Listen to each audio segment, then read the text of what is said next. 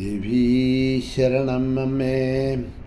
എപ്പോഴും പദസേവനം തുടരുവാൻ വിശ്വേശ്വരി നിൻ കൃപാ കൽപ്പേകേണമിവങ്കൽ നീ കരുണ വർഷിക്കേണമെന്നെന്നുമേ.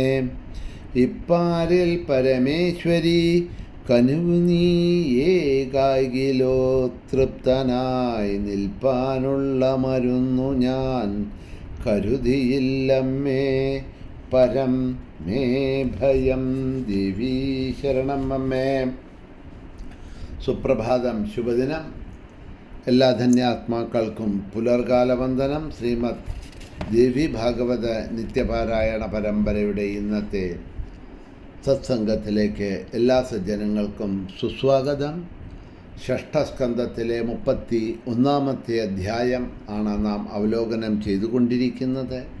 ദേവിയുടെ മായാ പ്രഭാവത്തെ വ്യാസൻ ജനമേജയന് പറഞ്ഞു കൊടുക്കുന്നതായിട്ടുള്ള ഭാഗങ്ങളാണ് അവലോകനം ചെയ്തുകൊണ്ടുവരുന്നത്.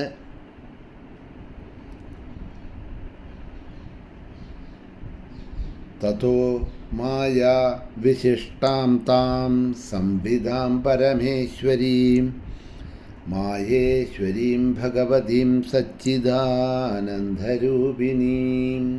അതുകൊണ്ട് ആ മഹാമായയായിട്ടുള്ള പരമേശ്വരിയും മായേശ്വരിയും സച്ചിദാനന്ദ സ്വരൂപിണിയുമായിട്ടുള്ള ആ ഭഗവതിയെ ധ്യാനിക്കുകയും ആരാധിക്കുകയും നമസ്കരിക്കുകയും ആ മായാ ഭഗവതിയുടെ നാമം ജപിക്കുകയും ചെയ്താൽ അവൾ ദയാമയായി തീർന്ന് ആത്മാവിനെ, അതായത് പ്രാണികളെ, സകല ബന്ധനങ്ങളിൽ നിന്നും മോചിപ്പിക്കുന്നു. അതുമാത്രമേ ഏവ ഉപായമുള്ളൂ. ഈ മായാബന്ധത്തിൽ നിന്നും രക്ഷപ്പെടണം എന്നുണ്ടെങ്കിൽ ദേവിയെ ഭജിക്കുക. എന്തുകൊണ്ടാണ് ദേവിയെ കീർത്തിക്കണം, ഭജിക്കണം, ദേവി കഥകൾ കേൾക്കണം എന്നെല്ലാം പറയുന്നത് എന്നുണ്ടെങ്കിൽ ശ്രവണം കൊണ്ടാണല്ലോ ആ നവതാഭക്തി തന്നെ തുടങ്ങുന്നത്.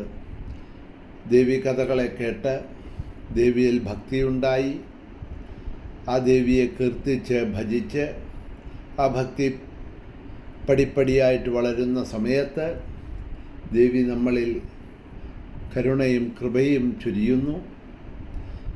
തൻ്റെ ഭക്തയെ ദേവി അനുഗ്രഹിക്കണു. അങ്ങനെ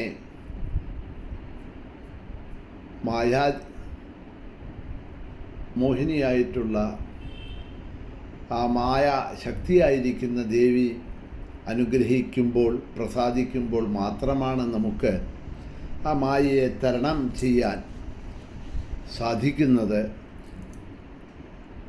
അല്ലാത്ത പക്ഷം ഈ മായയിൽപ്പെട്ട സംസാരത്തിൽ ജീവന് ഉഴറേണ്ടതായിട്ടാണ് വരുന്നത്. അനുഭൂതിയെ പ്രദാനം ചെയ്യുക വഴി ആ ദേവി മായയെ നശിപ്പിക്കും. ഈ ഭുവനം തന്നെ, സംസാരം തന്നെ മായയാണ്. അതിൻ്റെ പരമേശ്വരിയാണ്, നായികയാണ് ആ സർവേശ്വരിയായിട്ടുള്ള ജഗദംബ. മുപ്പാരിലെയും സുന്ദരിയായ അവൾ ഭുവനേശ്വരി എന്ന് പ്രകീർത്തിക്കപ്പെടുന്നു. മനസ്സ് ആ ഭുവനേശ്വരി രൂപത്തിൽ സദാ ആസക്തമാക്കി തീർന്നാൽ അസത് രൂപിണിയായ മായ ആ മനസ്സിനെ ബാധിക്കില്ല. അതുകൊണ്ട് മായയെ ജയിക്കാൻ ആശ്രയിക്കാവുന്ന മറ്റ് ഉപായങ്ങൾ ഒന്നും തന്നെ ഇല്ല എന്നറിഞ്ഞാലും സച്ചിദാനന്ദ രൂപിണിയായിട്ടുള്ള ആ ദേവിയെപ്പോലെ സമർത്ഥയല്ല മറ്റാരും ഈ മായയെ ഇല്ലാതാക്കാൻ.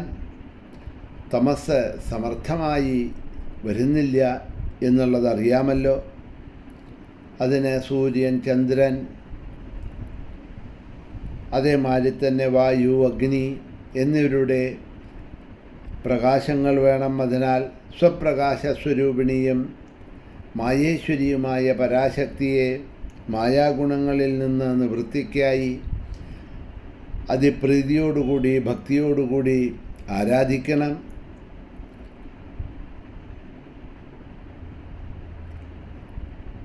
ഇങ്ങനെ വൃത്രാസുര വധാദി കഥകൾ ഞാനിതാ അങ്ങക്ക് ആഗ്രഹിച്ച പോലെ വിസ്തരിച്ച് പറഞ്ഞു കഴിഞ്ഞു. അങ്ങ് ചോദിച്ചത് അതാണല്ലോ. ഇനി അങ്ങക്ക് എന്താണ് കേൾക്കാനുള്ളത്? ഈ പുരാണത്തിൻ്റെ പൂർവാർദ്ധം ഞാനിതാ അങ്ങക്ക് പറഞ്ഞു കേൾപ്പിച്ചിട്ടുണ്ട്. ഇതിൽ ദേവിയുടെ മാഹാത്മ്യം വിസ്തരിച്ച് പ്രതിപാദിച്ചിട്ടുണ്ട്. ശ്രീമാതാവിനെ സംബന്ധിച്ച രഹസ്യം ഇത് പരമഗുഹ്യമായതുകൊണ്ട് എല്ലാവരോടും പറഞ്ഞു നടക്കേണ്ടതായിട്ടുള്ള കാര്യമല്ല ഇത്. ഭക്തനും ശാന്തനും ദേവീഭക്തി നിരതനും ശിഷ്യനും ഗുരുഭക്തിയുള്ളവനും ഒക്കെ ഉള്ളവർക്ക് മാത്രമേ ഈ ദേവീ മഹത്വത്തെ ഉപദേശിച്ചു കൊടുക്കാൻ പാടുള്ളൂ. ഇതമഖില കഥാനാം സാരഭൂതം പുരാണം നിഖില നിഗമതുല്യം സപ്രമാണാനുവിദ്ധം പഠതി പരമഭാവാദ്യശൃണോതിഹ ഭക്ത്യാ സഭവതി ധനവാൻ വൈ ജ്ഞാനവാൻ മാനവോത്ര. ഇത് അഖില കഥകളുടെയും സാരാംശം അടങ്ങിയ പുരാണമാണ്. ഇത് എന്ന് പറയുന്നത് ഈ ദേവി ഭാഗവതം സകല വേദങ്ങൾക്കും തുല്യവും പ്രമാണങ്ങൾക്ക് അനുരൂപവുമാണ്. ആരാണോ ഈ ദേവി ഭാഗവതം എന്ന പുരാണം ശ്രദ്ധാപൂർവം കേൾക്കുകയും പഠിക്കുകയും ചെയ്യുന്നത്, ആ മനുഷ്യൻ ധനികനും ജ്ഞാനിയും ഉള്ളവനായിത്തീരും. ശ്രീ ജഗദംബയുടെ അനുഗ്രഹത്തിന് പാത്രീഭൂതനായിത്തീരും. ആ മായ ഭഗവതിയുടെ പ്രേരണത്താൽ സത്വരജ തമോ ഗുണങ്ങളാകുന്നതായിട്ടുള്ള ത്രിഗുണങ്ങളായിട്ടുള്ള മായയ്ക്ക് അധീനപ്പെട്ടിരിക്കുന്നത് കൊണ്ടുണ്ടാകുന്ന സുഖദുഃഖങ്ങളെയെല്ലാം തരണം ചെയ്യാൻ ആ ദേവിയുടെ കടാക്ഷം അനുഗ്രഹം ഒന്നുകൊണ്ട് മാത്രമേ സാധ്യമാവുള്ളൂ. ആ ദേവിയുടെ അനുഗ്രഹവും കടാക്ഷവും ആർക്കാണ് ലഭിക്കുന്നത് എന്നുണ്ടെങ്കിൽ, ആരാണോ പരമപ്രീതിയോടുകൂടിയിട്ട് ആ മഹാമായിയായിട്ടുള്ള ജഗദംബയെ നമസ്കരിക്കുന്നത്, സ്തുതിക്കുന്നത്, കീർത്തിക്കുന്നത്, ആ ദേവിയുടെ കഥകളെ കേൾക്കുന്നത്, ആ ഭക്തിയെ ഉണ്ടാക്കുന്നത്, ദേവിയുടെ പാദങ്ങളിൽ അഭയം തേടുന്നത്, അവർക്ക് ആ ദേവിയുടെ അനുഗ്രഹം കൊണ്ട് മാത്രം സാധിക്കുന്നതാണ് ഈ മായാപ്രപഞ്ചത്തെ തരണം ചെയ്യുക, അല്ലെങ്കിൽ മായയെ തരണം ചെയ്യുക എന്നുള്ള ഉപദേശത്തോടു കൂടിയാണ് ഷഷ്ഠസ്കന്ധം ഇവിടെ അവസാനിക്കുന്നത്. ഇതി ശ്രീ ദേവി ഭാഗവതേ ഷഷ്ഠസ്കന്ധേ ഏകത്രിംശോ അധ്യായഃ സമാപ്തോയം ഷഷ്ഠസ്കന്ധഃ. ഇതോടുകൂടി ഷഷ്ഠസ്കന്ധം കഴിഞ്ഞിരിക്കുന്നു. 12 സ്കന്ധങ്ങളുള്ളതായിട്ടുള്ള ദേവി ഭാഗവതത്തിൽ 6 സ്കന്ധങ്ങളാണ് നമ്മളിതാ പിന്നിട്ടിരിക്കുന്നത്. എന്ന് പറഞ്ഞാൽ പകുതിയോളം പിന്നിട്ടിരിക്കുന്നു. ഇനി നമുക്ക് നാളെ മുതൽ സപ്തമസ്കന്ധമാണ് അവലോകനം ചെയ്തുകൊണ്ട് മുന്നോട്ട് പോകേണ്ടത്. ദേവി ആ ഭക്തിയെ തന്ന് എല്ലാവരെയും അനുഗ്രഹിക്കട്ടെ. ത്രിഗുണാത്മകമായിട്ടുള്ള ഈ മായാപ്രപഞ്ചത്തെ തരണം ചെയ്യാൻ ആ ദേവി ഭക്തിയെ തന്ന് നമ്മളെ അനുഗ്രഹിക്കട്ടെ എന്ന് കൈകൂപ്പി പ്രാർത്ഥിച്ചുകൊണ്ട് ദായി ഷഷ്ഠസ്കന്ധം ജഗദംബയുടെ പാദങ്ങളിൽ സമർപ്പിക്കുന്നു. എല്ലാവർക്കും ശുഭദിനം നേർന്നുകൊണ്ട് നിർത്തുന്നു.